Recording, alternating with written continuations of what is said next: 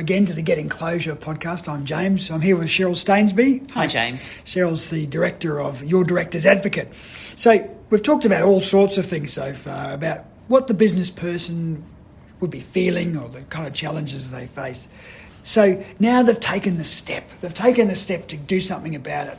Now, this is where it's very important. My mum said to me that honesty is the best policy. So let's talk today, Cheryl, about honesty. Let's talk about what you've seen and what happens. Talk me through the honest approach versus what some of the other things you've seen. James, I'm always amazed at how innovative some of our clients are. They'll come to me and say, we're just going to transfer our car into my cousin's name because nobody's going to find that, are they? The reality is there is absolutely nothing that you can think of that hasn't been thought of before, that all of the professionals in this industry haven't seen before. There's nothing new under the sun in the liquidation There game, is nothing. So. These guys do this for a living. The liquidators and bankruptcy trustees that we're going to be working with are forensic accountants, and they will find everything. Honesty is the best policy. There's nothing that we can't deal with, that we can't manage and sort out if we know about it.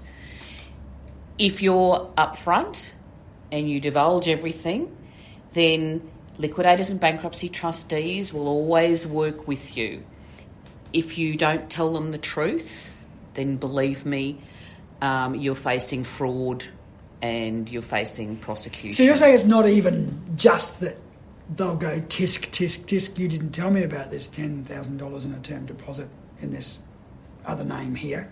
It's really the fact that, in fact, if you aren't completely fulsome when you're in a formal situation like a liquidation or a bankruptcy, you're actually breaking the law. Yes, it's a criminal offence. Now, we're not talking about if you forget. Yeah, okay. Something. So whoops-a-daisy, Cheryl, I've lost, it was $5,000, I've loaded it to a mate, he's paid me back.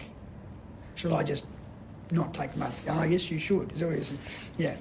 Yeah, but, if you've got 3 or 4 bank accounts and, and one's a trust account for your kids and you'd have totally forgotten about it because it's been there for the last 10 years and you forgot about it and the trustee finds it, then we can go cap in hand and genuinely say, look, we forgot about that. We didn't even know it was there. It hasn't been used in years. But if you've had a credit card that you've deliberately hidden and you've used and you can see that there's transactions on it, then that's a problem. And we need to know about we need to know about this stuff. If you've transferred assets into somebody else's name, they'll be found. We need to know about it. And you've seen situations where you've had that, not so much with your clients, but we've both seen situations where people have tried to slide things off. Look, often people have had advice from their neighbours. Oh, yes. Or their Barbecue. Family, yeah. And there's a few of these sort of so-called untrustworthy advisors around who'll try and give you some shonky advice. That's right. You've got to watch out for them. Yeah, and look, a lot of these, quite often people have maybe done these things before they've come to see us. So we have to look at any transactions that might have taken place before somebody comes to see us and have a look and see whether they're commercial, whether, there's something that needs to be declared to the trustee as something that's happened before and maybe we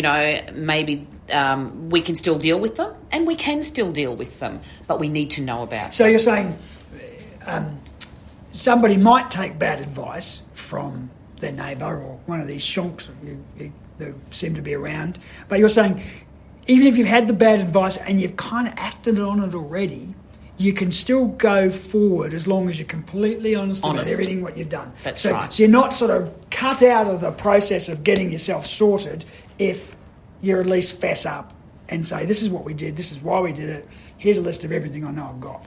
Yes. You must have sacked a few people who won't play ball, but by the same token, what you're saying is that wherever you are, if you now go forward in an honest situation, you've got a better shot. Look, that's absolutely right. There's nothing that we can't sort out so long as we know about it.